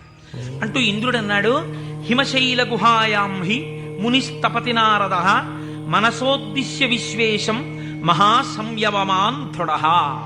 అడుగోనయ్యా, మహాసంయమవాన్, సంయమి అయినటువంటి నారద మహర్షి తపస్సు చేస్తున్నాడు. మన్మథ, నువ్వు అక్కడికెళ్ళి ప్రలోభ పెట్టి ఆయన తపస్సు భగ్నమయ్యేటట్టుగా చూడు. అగ్నియందు తప్తమైతే కదండి బంగారానికి కాంతి. పరిస్థితులను తట్టుకుని నిలబడినప్పుడు కదండి వాడు బ్రహ్మర్షి అవడం. కాబట్టి ఆ తపస్సుకి విఘ్నం పెట్టడం, ఆ తపస్సు సిద్ధించడానికి బాగా పుటం పెట్టడమే నా దృష్టిలో. ఇప్పుడు మన్మధుడు వెళ్ళాడు, ఏదో ప్రయత్నం చేశాడు, ఆయన ఏం లొంగలేదు. నారద మహర్షి యొక్క తపస్సు సఫలీకృతమైంది. ఆ తపస్సు పూర్తి చేసి ఆయన బయటికి వచ్చారు. చిత్రం చూడండి, ఇంతసేపు అన్నిటినీ విడిచిపెట్టి ఒక గుహలో కూర్చుని పరబ్రహ్మానుసంధానం చేసి గొప్ప తపస్సు చేసినటువంటి నారద మహర్షి ఎక్కడికి వెళ్ళారు? ఎవరి గురించి తపస్సు చేశారో వారిని సాకారముగా చూడ్డానికి కైలాస పర్వతానికి వెళ్ళారు. వెళ్ళి ఏమని చెప్పాలి? ఈశ్వర, మీ అనుగ్రహం నా చేత తపింపచేసి తపస్సునందు నాకు సాక్షాత్కరించి నాకు జ్ఞానభిక్ష పెట్టారని చెప్పాలి. కానీ ఆయన వెళ్ళి అన్నాడు, ఇది మాయ కమ్మడం అంటే ఎంత గమ్మత్తుగా ఉంటుందో చూడండి. ఈశ్వర, హిమవత్ పర్వత ప్రాంతంలో ఉన్నటువంటి గుహలో కూర్చుని నేను తపస్సు చేశాను. మన్మధుడు వచ్చి నా మీద బాణాలు వేసే ప్రయత్నం చేశాడు, కానీ నేను ఆ మన్మథ బాణములను లెక్క పెట్టలేదు. కామమును జయించాను అంటే ఈశ్వరుడు చేసిన పని నేను చేశానని చెప్పుకోవడం సోత్కర్ష. కాబట్టి నేను కామమును జయించాను, జయించి నేను తపస్సు యందు సిద్ధిని పొందాను అన్నాడు. అంటే శంకరుడు నవ్వాడు. ఇక్కడ మీరు శివుడు చెప్పిన మాటని చాలా గట్టిగా పట్టుకోవాలి. ఆయన అన్నాడు, బాగుందయ్యా, చాలా చక్కటి మాట చెప్పావు, చాలా సంతోషం. కాముణ్ణి జయించావా? మాటలా కాముణ్ణి జయించడం అంటే జయించిన వాడికి తెలుస్తుంది, అందుకు కదా నాకు వచ్చి చెప్పావు. నేను సంతోషించాను, కానీ నారదా నీకొక్కటి చెప్తాను, గుర్తుపెట్టుకో. అయిననొక మాట చెప్పెదా, మానసమున నుంపు దీని మరువకుమెప్పుడున్ మౌనీంద్ర వైకుంఠునితో నుడువకు నీ తపంబు తోరపు సిద్ధిన్. నాకు చెప్పావు కదా నేను కాముణ్ణి గెలిచానని, నీకు అలవాటు కదా వైకుంఠానికి కూడా వెళ్ళి నారాయణ దర్శనం చేస్తావు, ఉన్నది ఒక్కటే పరబ్రహ్మమైన అన్ని రూపాలుగా చూడటంలో నీకు ఆనందం, అక్కడ మాత్రం ఇలా చెప్పకే, నా దగ్గర చెప్తే చెప్పావు అన్నాడు. ఏదో ఇలాగే చెప్తాడు ఈ పెద్ద ఆయన, ఏడు పెద్ద పట్టించుకునేది అనుకున్నాడు. గురువుల మాట తిరస్కరించడం అంటే ఇదే. అనుష్ఠానములోకి రాని విద్య, అది శ్రవణమునకు పనికొస్తుంది అంతే, సినిమా కథలా. ఎందుకది అనుష్ఠానంలో పెట్టినప్పుడు ఎందుకు ఇంకా వేదాంత విద్య? ఇప్పుడు ఆయన బయలుదేరి ఎవరి దగ్గరికి వెళ్ళాడు? ఈయన దగ్గర నుంచి ఆయన దగ్గరికి వెళ్ళేటప్పుడు మధ్యలో తండ్రి గారు సృష్టికర్త దగ్గరికి వెళ్ళాడు. ఎవరు అసలు కాముణ్ణి గెలిచాడో ఆయన దగ్గరికి వెళ్ళి నీతో నేను ఈక్వల్ స్టేటస్ పొందానని చెప్పడం సంతోషం. అందులో ముందు శివుడి దగ్గరికి వెళ్ళాడు, తర్వాత నాన్నగారికి చెప్దాను లేని తండ్రి గారి దగ్గరికి వెళ్ళాడు. ఈ మాట నువ్వు శ్రీమన్నారాయణుడికి చెప్పకేం వైకుంఠంలో అన్నదాన్ని అసలు లక్ష్యమే పెట్టలేదు. అందుకని బ్రహ్మగారి దగ్గరికి వెళ్ళి ఈ మాట అడగలేదు. ఎందుకండి శివుడు ఇలా అన్నాడు అని అడగలేదు. అడగకుండా వెళ్ళి మళ్ళీ ఇదే చెప్పాడు బ్రహ్మగారి దగ్గర. నాన్నగారు నేను తపస్సు చేశానండి, మన్మధుడు వచ్చి బాణాలు వేశాడండి, అయినా నేను చెల్లించలేదండి, కాముణ్ణి గెలిచాను, తపస్సు యందు సిద్ధిని పొందాను అన్నాడు. అంటే బ్రహ్మగారు అన్నాడు, ఒరే నాన్న అలా అనకూడదురా, నేను నీకో మాట చెప్తాను విను. మున్నట శంకరుండు తపముల్ ఒనరించుచున్న మన్మధుండన్నిటలాక్షు గెల్వచని అంతము చెందే తదీయదేవి ఆ పన్నగ భూషణం కొలిచి భర్తననుంగునిగాగనుందే ఆ పుణ్యపు భూమి శాంకర విభూతి జయించితి నీవు కాముని. నువ్వు ఎక్కడ కూర్చుని తపస్సు చేశావో అక్కడ ఇతపూర్వం పరమశివుడు కూర్చుని తపస్సు చేశాడు. అక్కడికి మన్మధుడు వస్తే ఆయన తన మూడవ కంటి మంట చేత మన్మధుణ్ణి కాల్చేశాడు. మన్మధుడు బూడిదైపోయాడు. రతీదేవి ప్రార్థిస్తే వేరొక రూపంతో నీ భర్త నీకు కనపడతాడని వరం ఇచ్చాడు. ఆ ప్రాంతంలో మన్మథ బాణములు పనిచెయ్యకపోవడానికి కారణం ఇతపూర్వం శంకరుడు తపస్సు చేయడం. అక్కడికెళ్ళి కూర్చుని నువ్వు తపస్సు చేసి నేను గెలిచానంటావేమిటి? అలా చెప్పకూడదు, తప్పది. అందుకని నేను కాముణ్ణి గెలిచాననుకో, నువ్వు కాముణ్ణి గెలవడానికి కారణము ఇతపూర్వము ఈశ్వరుడు అక్కడ తప్పించుట. అది శివప్రజ్ఞ, నీ ప్రజ్ఞ కాదు, నువ్వు అలా అనకు. అంటే మనం ఏదైనా సాధిస్తే ఇది ఈశ్వరానుగ్రహము చేత సాధింపబడినది అనాలి. అంతేకాని నారదుడు తప్పు చేశాడని మనం ఇంటికి వెళ్ళిపోతే ఇంకెందుకు? ఆయనకి తీర్పు చెప్పడానికి మనం అక్కర్లేదు. మనం కూడా ఏదైనా సాధించినప్పుడు ఇది ఈశ్వరానుగ్రహముతో సాధింపబడినది అన్నమాట మాత్రమే వాడాలి తప్ప మన యందు నిక్షేపించుకోకూడదన్నది. బ్రహ్మగారు ఈ మాట చెప్తే ఏమిటో నాన్నగారు కూడా ఇలాంటి మాటలన్నీ చెప్తారు, శంకరుడు తపస్సు చేస్తే మాత్రం నా మీద బాణాలు ఇస్తే నేను తట్టుకున్నానా లేదా, ఆయన చెప్పద్దని చెప్పాడు, విష్ణుమూర్తికి చెప్పక ఈ మాట అన్నాడు. ఎందుకని మీరు బాగా గుర్తించాలి. శాంభవీ మాయ, వైష్ణవ మాయ అని రెండు మాటలు వాడతారు. పరమశివుడి భార్యగా శాంభవి ఏ మాయ స్వరూపంలో ఉంటుందో అదే వైష్ణవ మాయగా ఉంటుంది పురుష స్వరూపంతో ఉంటే. నువ్వు ఈ మాటలు చెప్తే నీకు బాగా అనుభవంలోకి వచ్చేటట్టు ఒకసారి దింపి పైకెత్తుతాడు, బాగా అనుభవంలోకి వస్తుంది, కొత్త కథ వస్తుంది. ఎందుకు వచ్చింది అక్కడ చెప్పకని చెప్పాడు ఆయన. పెద్ద బుద్ధితో చెప్పాడు, వినాలి కదా ఆయన. ఆయనకి మాయలో దిగి ఓసారి తొట్టుపడ్డమే బాగా నచ్చింది. మన బుద్ధి నారదుడి మీద పెట్టి చెప్పకూడదు, ఆయన మహానుభావుడు. నారదుడంటేనే జ్ఞానం, అంతటి వాడికి తప్పలేదు మాయ. ఇప్పుడు ఆయన వైకుంఠానికి వెళ్ళాడు. వైకుంఠానికి వెళ్ళి గబగబా ఎదురొచ్చి, ఏమిటి నారదా ఈ మధ్య కనపట్టలేదు అని ఎదురొచ్చాడు నారాయణుడు. ఎదురొస్తే ఏం చెప్పమంటారు స్వామి, నేను తపస్సు చేశాను, మన్మధుడు వచ్చి నా మీద బాణాలు వేశాడు, నేను చెల్లించలేదు, నేను తపస్సునందు సిద్ధి పొందానన్నాడు. అయిపోయింది, చెప్పద్దన్న చోట చెప్పేశాడు.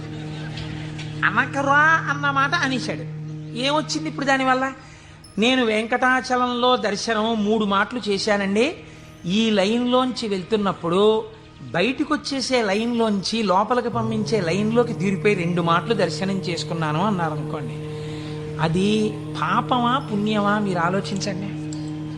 ఈశ్వరుణ్ణి దొంగచాటుగా మీకు ఆ టిక్కెట్టు మీద ఒక్కసారి చూసిరా, మీకు ఎంత దర్శనం లభ్యమైతే కోట్ల జన్మలు తపించిన వాళ్ళకి దొరకని ఈశ్వరుడు నాకు ఈ మాత్రం లభించాడని సంతోషంగా బయటకు వస్తే కృతార్థత.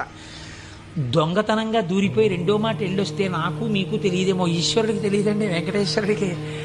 అంటే దొంగతనంగా 2వ మాట వచ్చావా నన్ను చూడ్డానికి అని దానికి తగిన ఫలితం ఆయన ఇస్తే ఏమవుతావు? ఎందుకు వచ్చినల్లది? ఇవే అక్కర్లేని పనులు, చెయ్యొద్దన్న పనులు చేయడం అంటే ఇలాగే ఉంటాయి. కాబట్టి ఆయనకి చెప్తే ఆయన వెంటనే అన్నాడు, అబ్బబ్బబ్బబ్బ ఎంత గొప్ప పనో, ఏది మళ్ళీ చెప్పు అన్నాడు. నేనండి తపస్సు చేసి మన్మథ బాణాలు పడితే లొంగకుండా సిద్ధి పొందాను. అబ్బా ఎంత గొప్ప విషయమయ్యా నారదా, ఎంత సంతోషంగా ఉందో నాకు. ఎవరు చేయగలరాయా ఈ పని? శివుడు చేశాడు, నువ్వు చేశావు. ఆయనకి అర్థమైపోయింది. ఓహో, అంటే ఇప్పుడు ఈయనకి బాగా పుటం పెట్టి జ్ఞానము లోపల నిలబడేటట్టుగా చెయ్యవలసిన అవసరం ఏర్పడింది. అంతేకాని ఆయన్ని చిన్నబుచ్చడం కాదు, తొట్టుపడకుండా నిలబెట్టాలి మనం అయితే ఇప్పుడు. కాబట్టి చాలా సంతోషమో అని కౌగిలించుకుని వెళ్ళిరా. ఇప్పుడు మాయ ప్రారంభం అయిపోయినట్టే కదండి, అది నడిపిస్తుంది ఎటు వెళ్ళాలో. ఈయన బయలుదేరి వెడుతున్నాడు. వెడుతూ వెడుతూ ఒక రాజ్యంలోకి వెళ్ళాడు. ఆ రాజ్యాన్ని పరిపాలించేటటువంటి రాజు పేరు శీలనిధి, ఆయన కుమార్తె పేరు శ్రీమతి. వెళ్ళి ఆ శీలనిధి అనబడేటటువంటి రాజు యొక్క అంతఃపురంలోకి వెళ్ళాడు. మహానుభావుడు నారదుడు వచ్చాడన్నాడు, స్వాగతం చెప్పారు, పాదములు కడిగారు, తీసుకొచ్చారు, కూర్చోపెట్టారు. వాళ్ళ అమ్మాయిని తీసుకొచ్చారు. అమ్మాయినికి నమస్కారం చెయ్యమ్మా అన్నారు. ఆ పిల్ల నమస్కారం చేసింది. మా పిల్లకి ఎటువంటి వరుడు వస్తాడో చెప్పండి అన్నారు. ఆ పిల్ల యొక్క చెయ్యి చూసి త్రికాలవేది నారదుడంటే తెలియందే ఉందండి. ఆయన అన్నాడు, లక్ష్మీదేవికి భర్త ఎవడో, ఎవడు సర్వవ్యాపకుడో, ఎవడు నిరంతరము లోకము చేత పూజింపబడుతుంటాడో, ఎవడు మహానుభావుడో అటువంటి శ్రీ మహావిష్ణువుకు ఈమె ఇల్లాలవుతుంది అన్నాడు. అక్కడి వరకు బాగా చెప్పాడు. కానీ ఆమెని చూడగానే కామాన్ని కదా గెలిచానన్నాడు. ఈవిడ నా ఇల్లాలైతే ఎంత బాగున్నో అనిపించింది. కానీ ఆవిడ జాతకంలో ఏముంది? శ్రీ మహావిష్ణువు భర్త అవుతారని ఉంది. ఈ అమ్మాయికి పెళ్లి ఎలా చేద్దాం అనుకుంటున్నావు అని అడిగాడు. రేపు స్వయంవరం పెట్టామండి, స్వయంవరంలో ఈమె వరమాల వేస్తుంది అంటే విష్ణువు సాకారుడై వస్తాడు ఈ సభలోకి. ఇప్పుడు మళ్ళీ వెనక్కి తిరిగి వైకుంఠానికి వెళ్ళాడు. వెళ్ళి, అయ్యా ఎవరికైనా చెప్పుకుంటే కొంచెం సిగ్గుచేటుగా ఉంటుంది, నా మనస్సు ఆ శ్రీమతిని పెళ్లి చేసుకోవాలి అని ఉవ్విళ్ళు ఉరిపోతోంది, ఆమె నాకు దక్కకపోతే మన్మథబాణముల చేత చచ్చిపోతాను. ఎవరండి ఇంతకు ముందు వచ్చి చెప్పినప్పుడు ఏం చెప్పాడు?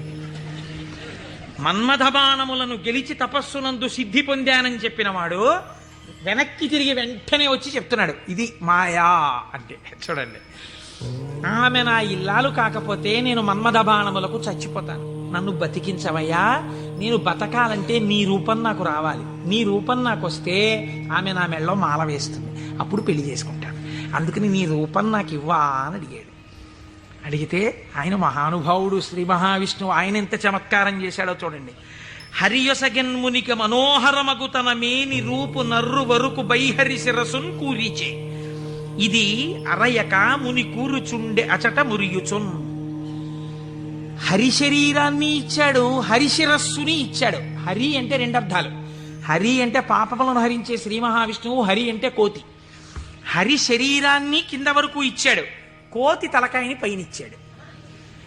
నువ్వు హరి రూపాన్ని కదా అడిగావు, హరి రూపాన్ని ఇచ్చానన్నాడు. మాట తప్పనట్టు. ఆయన ఎంత తెలివైనవాడో చూడండి. ఈయనకేం కనపడుతుంది? ఇలా చూసుకున్నాడు. శ్రీ మహావిష్ణువు చేతులు, శ్రీ మహావిష్ణువు రంగు, శ్రీ మహావిష్ణువు కౌస్తుభం, ఆ వనమాల, ఆ పట్టుపంచ, ఆ కుర్చీళ్ళు అన్ని శ్రీ మహావిష్ణువు. తన ముఖం తనకు కనపడదుగా. అద్దంలో చూసుకోవడానికి శ్రీమతి దగ్గరికి వెళ్ళిపోవాలి ముందు, స్వయంవరం అయిపోతే. అందుకని గబగబా వెళ్ళిపోయాడు. వెళ్ళిపోయి ఆ స్వయంవరంలో ఒక ఆసనం మీద కూర్చున్నాడు. ఇద్దరు రుద్రపార్షదులు అటు ఇటు కూర్చున్నారు. వాళ్ళు అన్నారు, వీడెవడరా శ్రీ మహావిష్ణువులా పంచకట్టుకున్నాడు, మాలలు వేసుకున్నాడు, ఇటు ఆ కౌస్తుభం పెట్టుకున్నట్టు అలా పెట్టుకున్నాడు, ఆ వనమాల వేసుకున్నట్టు వేసుకున్నాడు, పైన కోతి మొహం, వీడిని ఎవరు పెళ్లి చేసి ఎలా శ్రీమతి మాల వేస్తుంది, ఇటు ఇలా వచ్చాడేమిటి అంటున్నారు. ఆయనకి ఎంతసేపు యామని వినిపిస్తోందంటే నా మెళ్ళో మాలేస్తేస్తుందని కుళ్ళిపోయి వీళ్ళు ఇలా అనుకుంటున్నాడు. ఆ శ్రీమతి దండ పట్టుకుని దగ్గరికి వచ్చింది. తీరా దండ పట్టుకుని దగ్గరికి వచ్చేటప్పటికి కాళిదాస మహాకవి వర్ణిస్తారులేండి. ఆ ఇందుమతీదేవి దండ పట్టుకుని ఎవరి దగ్గరికి వెడితే వాళ్ళకి పగటిపూటలా అనిపించింది. ఎందుకంటే ఆవిడ యొక్క వెలుతురులో వాళ్ళు ప్రకాశించారు. ఆ తర్వాత కొంచెం ముందుకెళ్ళేటప్పటికి ఆవిడ వెళ్ళిపోయింది, వీళ్ళు చీకట్లో ఉండిపోయేవారు. నాకు కొన్ని ఆశ్చర్యంగా ఉంటాయి. నేను ఇంట్లోకి వెళ్ళేటప్పటికి కరెంటు పై చీకటిగా ఉంది. మా అమ్మాయి ఒక ఛార్జింగ్ లైట్ పట్టుకుని వచ్చి ఆ వెలుతురులో, నాన్నగారండి మిమ్మల్ని నేను వెలుతురులోకి తీసుకొస్తున్నాను అంది. చాలా గొప్ప మాట అమ్మా అన్నాను. అంటే ద్వంద్వార్థములతో మాట్లాడింది. చాలా సంతోషం తల్లి, పోన్లే నా కూతురి చేత నేను వెలుగులోకి వచ్చినా చాలా గొప్పవాడినే కదా. అందుచేత ఆయన అలా ఆ శ్రీమతి దగ్గరికి వచ్చింది. దగ్గరకు వస్తే నాకే మాల వేస్తుంది అని సంతోషపడిపోయాడు ఆయన. ఆ పాపం నా శిరస్సు అందదేమో అని కొంచెం ఉంచాడు. ఆవిడ ఇలా చూసి భృకుటి ముకులించి, ఏమిటి కోతి శిరస్సు ఏమిటి, రూపం ఏమిటి అనుకుని వెళ్ళిపోయింది. ఈలోగా రావలసిన శ్రీహరి రాజకుమారుడి వేషంలో వచ్చాడు. ఆవిడ గుర్తుపట్టింది, మాల తీసుకెళ్లి శ్రీమన్నారాయణుడి మెడలో వేసేసింది. ఈవిడ్ని తీసుకుని ఆయన చక్కబోయాడు వైకుంఠానికి. ఈయనకి ఎక్కడ లేని బాధ కలిగింది. ఈలోగా పక్కనున్న రుద్రపార్షదులు ఇద్దరు అన్నారు, ఏమయ్యా నీకు ముందే చెప్పాం, కోతి మొహం వేసుకుని సభలోకి వచ్చావేమిటయ్యా అని, నిన్ను ఎవరు పెళ్లి చేసుకుంటారనుకున్నావయ్యా అన్నారు. అనేటప్పటికీ వాళ్ళిద్దరికీ కూడా మీరు రాక్షస యోనుల యందు జన్మించెదరుగాక అని చెప్పించారు. తప్పెవరిది? ఒప్పు చెప్పిన వాళ్ళెవరు? ఒప్పు చెప్పిన వాడికి తపఫలితంతో శాపం ఇచ్చాడు. మాయా ప్రభావము కామక్రోధముల యందు ఎలా తిప్పుతుందో చూడండి. శపిస్తే వాళ్ళెటువంటి స్థితిలో ఉన్నారు? ఇదంతా శివేచ్ఛ అని వాళ్ళు నమ్మారు. ఇది పరమభక్తి. వాళ్ళకి ఆ కష్టమే వచ్చినా ఇది కూడా ఈశ్వర శాసనమే అనుకున్నారు. వాళ్ళుట వారులు జ్ఞానధనము చేకూరిన వారౌటమదిని కుందకయే శివేచ్ఛారీతి నడచునని అన్నారదునిన్ దూరరైరి నడచి రెచటికో. వాళ్ళు ఇదేమిటయా మమ్మల్ని ఇలా శపించావు, నువ్వు కోతి మొహం పెట్టుకుని వచ్చి అని చెప్పి తిరిగి శపించకుండా ఇది కూడా శివేచ్ఛే అని వాళ్ళు వెళ్ళిపోయారు. వాళ్ళు మహాజ్ఞానులు. ఇప్పుడు ఈయన గబగబా మళ్ళీ వైకుంఠానికి వెళ్ళాడు. వైకుంఠానికి వెళ్ళి, ఎంత పనిచేశావయ్యా శ్రీమన్నారాయణ, నీ రూపం నాకు ఇమ్మని అడిగాను, హరి రూపం ఇమ్మని అడిగితే హరి రూపం హరి శిరస్సు కోతి శిరస్సు పెట్టావు. దానివల్ల శ్రీమతిని నువ్వు పెళ్లి చేసుకున్నావు, నాకు కాకుండా చేశావు. నన్ను ఎంత అవమానాలు పాలు చేశావు. ఇది రేపు పొద్దున శివపురాణంలోకి ఎక్కేస్తుంది. ఓ చేతకాని కోటేశ్వరరావు చెప్పడం మొదలెట్టేస్తాడు. నా బతుకు బజార్లో పెట్టేశావు నిన్ను వచ్చి అడిగినందుకు. ఎంత రహస్యంగా అడిగాను, దానికి ఎంత కథ సృష్టించావు. చూడు నా కడుపు ఎంత మండిపోతుందో. మరియున్ వానర ముఖమును సరియని నాకిచ్చినట్టి చందమునకు వానరులే శరణం బౌదురు నరుడవు నీ వగుచు వగగ నంగల అవని. నీవు ఒకానొక నాడు నరుడవై పుట్టి అందచందాలు కలిగిన భార్య దూరమైపోతే అరణ్యంలో పడి ఏడిస్తే ఈ కోతి ముఖం ఉన్న వాళ్లే వచ్చి సహాయం చేసి నీ భార్యతో నిన్ను కలుపుతారు, నిన్ను శపిస్తున్నానన్నాడు. మహానుభావుడు కనుక శ్రీమన్నారాయణుడు దాన్ని కూడా లోకానికి ధర్మ మార్గం నేర్పడానికి రామావతారమునందు సీతావియోగంగా తీసుకున్నాడు. ఇప్పుడు ఈ శాపవచనాన్ని కూడా విడిచిపెట్టేశాడు. ఇద్దరిని శపించేశాడు, భగవంతుణ్ణే శపించాడు, రుద్రపార్షదుల్ని శపించాడు, కామమునకు వశుడయ్యాడు. ఇప్పుడు స్వస్థత కలిగింది. ఏమిటి నేను పొందింది అనుకున్నాడు. చిచ్చి చిచ్చి, ఎక్కడి నా జన్మ, ఎక్కడి తపస్సు, ఎక్కడి మహతి. ఆనాడు శంకరుడు చెప్పాడు, నేను గెలిచానని అనద్దు, ప్రత్యేకించి వైకుంఠంలో ఈ మాట చెప్పకు సుమా అని చెప్పాడు ఆయన. అక్కడే చెప్పాడు. కాబట్టి శివవాక్కు గురువాక్కు, ఏది అనకురా, ఏదైనా ఈశ్వరుడు ఇచ్చాడను నీకు ఇబ్బంది ఉండదు. అంటే వీడు ఏదైనా సాధించేటప్పటికి నాది అంటాడు, ఏదైనా పోయేటప్పటికి దిక్కుమాల దేవుడు ఏం చేశాడు నాకంటాడు. రెండూ పాపకర్మలే. కాబట్టి ఇప్పుడు ఆ మాయ తొలగింది. ఇప్పుడు శ్రీమన్నారాయణుండి చూసి అన్నాడు, ఎట్లు మహాత్మా నిన్ను శపించిన దోషము నాకు బాయు, నీ వెట్లు భరించి యొందగల వీచెడు తాపసి ఏవయైన ఈ తిట్లు సహింపరానివిక, తీండ్రపుటల్కను ముక్క ముక్క యౌనట్లుగా నన్ను చెండదగు, అండజకేతన చక్రధార చేన్. యుక్తాయుక్త విచక్షణ మరిచి నేను మాట్లాడినటువంటి మాటలకి నా యొక్క నాలుకని ముక్కలు ముక్కలుగా కత్తిరించెయ్యాలి. ఎంత మాత్రము ఇంకా జాగు చెయ్యకుండా, మహానుభావ, అండచకేతన అంటే గుడ్డులోంచి పైకొచ్చినటువంటి గరుత్మంతుడు నీ యొక్క ధ్వజమునకు చిహ్నముగా కలిగినటువంటి వాడా, మహానుభావ, నీ చక్రధారల చేత నా నాలుకని ముక్కలు ముక్కలుగా కత్తిరించేవయా, అప్పుడు కాని నేను చేసిన పాపం పోదని కన్నీటి ధారలతో ఆయన పాదాల్ని అభిషేకించి ఆయన కాళ్ళ మీద పడ్డాడు. నారదుడు కాబట్టి అంత తొందరగా మళ్ళీ స్వస్థితిని పొందగలిగాడు. మనం కొన్ని కోట్ల కోట్ల జన్మలు తిరుగుతుంటాం. మీరు చూడండి, రామాయణంలో సీతావియోగానికి కారణమైంది ఒక రజకుడి మాట. అదే రజకుడు మళ్ళీ ద్వాపర యుగంలో రజకుడిగా వచ్చాడు. కృష్ణ భగవానుడు ఇల్లి 4 చీరలు ఇవ్వయా, పంచెలు ఇవ్వయా, కట్టుకుంటానన్నాడు.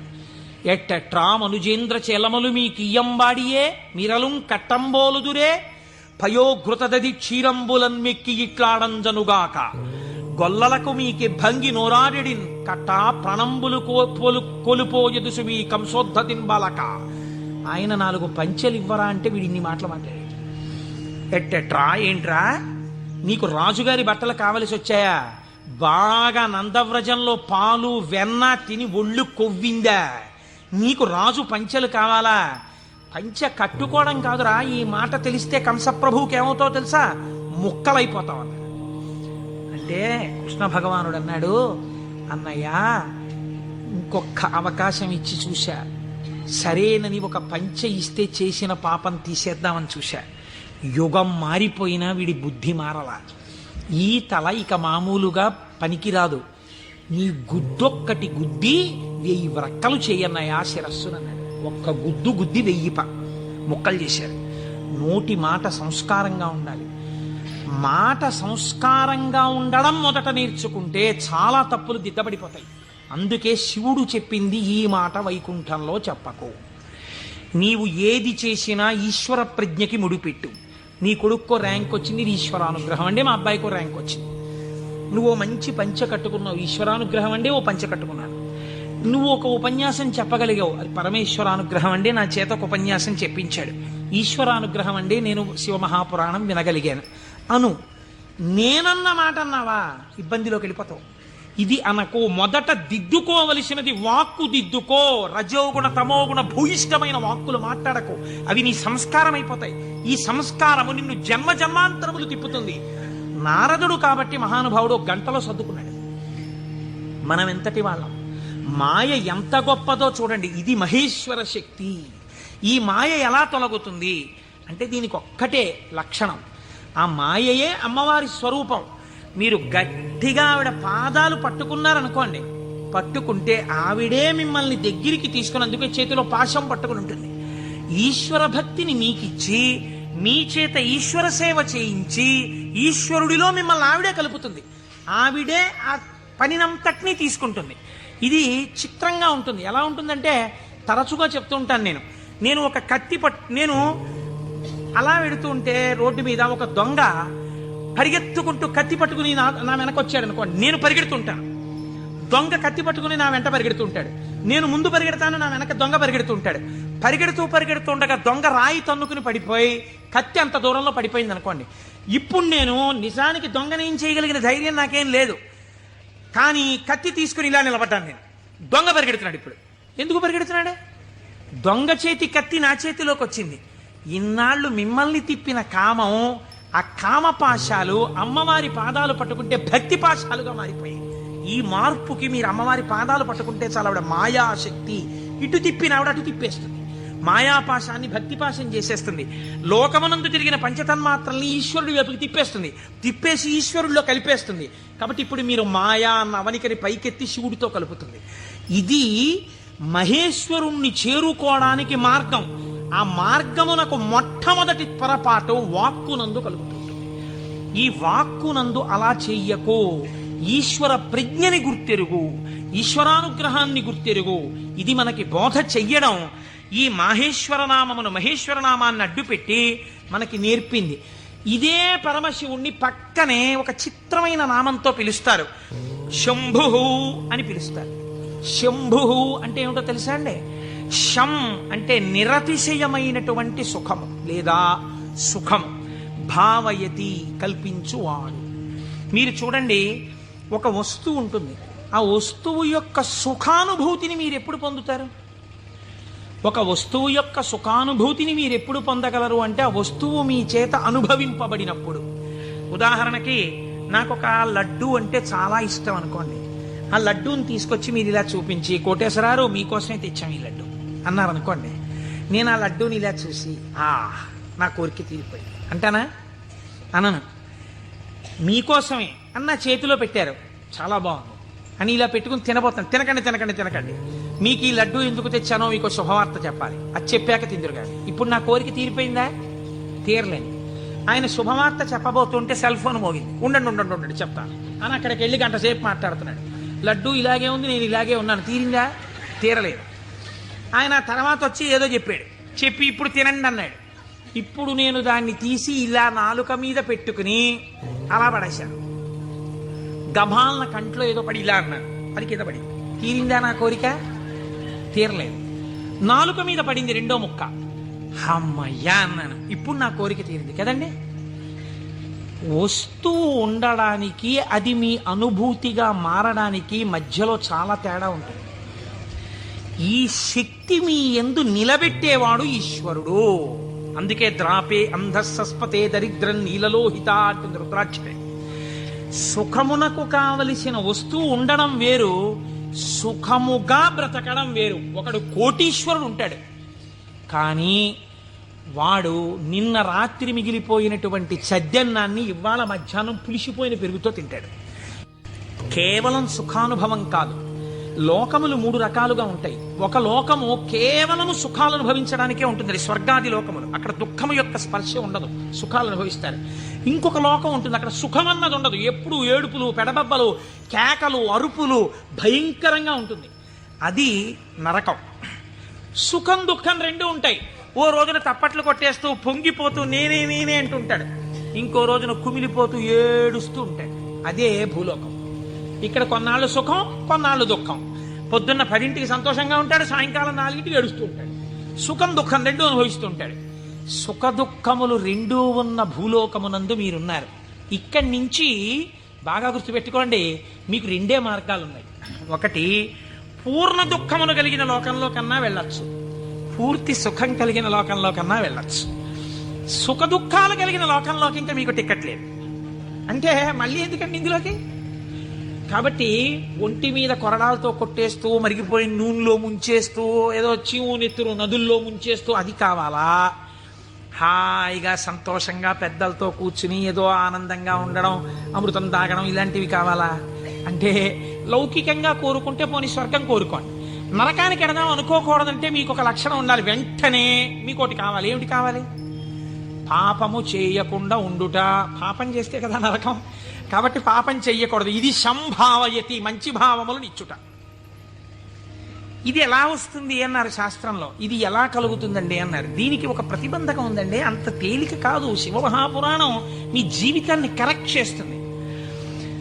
మీరు చూడండి, ఒక తేలిక మాట, ఒక వెలితి మాట ఒకటి మనం మాట్లాడతాం. కోటేశ్వరారు చతుర్ముఖ బ్రహ్మగారు మీ లలాటం మీద రాసేశాడండి, రామాయణం చెప్పు, భాగవతం చెప్పు, శివపురాణం చెప్పని చెప్పేస్తారు మీరు.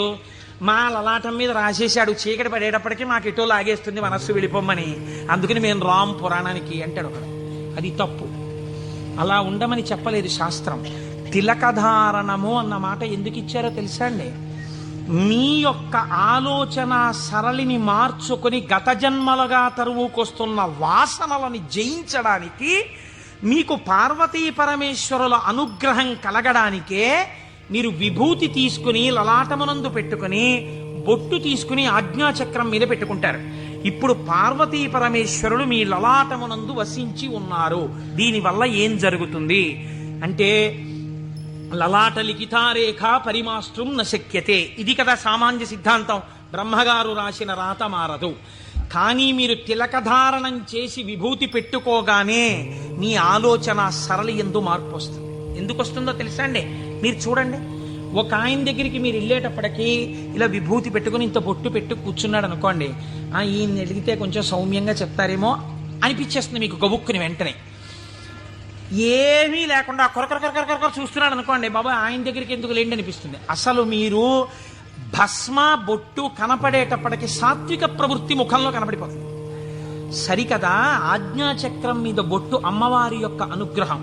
అమ్మవారి అనుగ్రహం ఆజ్ఞాచక్రం మీద ప్రసరణం మొదలవగానే మీ బుద్ధి యందు ఆలోచన మారిపోతుంది. మారిపోయి మనం ఈ పని చెయ్యొద్దు, మనం ఎందుకు ఈ పాపం చేయడం, మనం ఇంక ఇవాళ నుంచి ఇది చెయ్యొద్దు, మనం పురాణానికి వెళ్ళిపోదాం, మనం శివాలయానికి వెడదాం, మనం వెంకటేశ్వరుడి గుడికి వెడదాం, ఎన్నాళ్ళు ఈ తప్పుడు పని చేస్తాం, మనం చెయ్యొద్దు అని మీ యందు ఒక పూనిక రావడం ప్రారంభం అవుతుంది. అందుకని ముందు శరీరమును అలంకృతం చేసి